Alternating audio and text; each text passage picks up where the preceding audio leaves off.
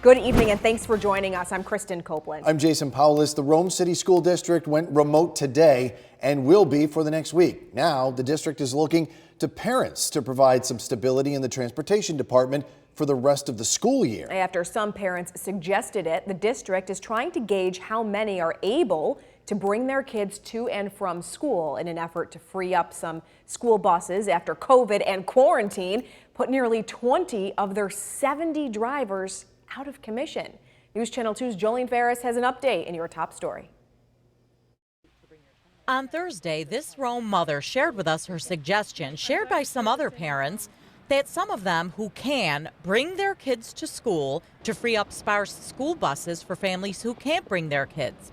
Late Thursday, this survey popped up on the Rome City School District website asking parents if they could bring their kids to school.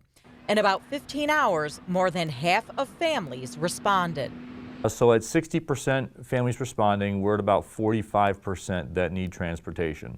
And normally in a normal year, we transport about 70% of our students. So 45% is significantly less than what we would normally anticipate for transportation.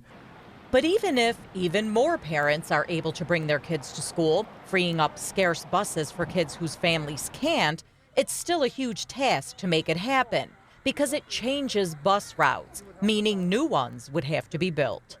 What most people don't understand about transportation systems is it takes about 3 weeks to build transportation routes in general. So if we can make anything work for next week, we're talking about trying to do 3 weeks of work in about 2 days with about 3 people. And for this reason, the district isn't just asking parents about next week, they're asking them about the rest of the year. So while they are going to see if it can salvage any days next week that are supposed to be remote learning, they warn, don't get your hopes up. The process is we get the parent surveys.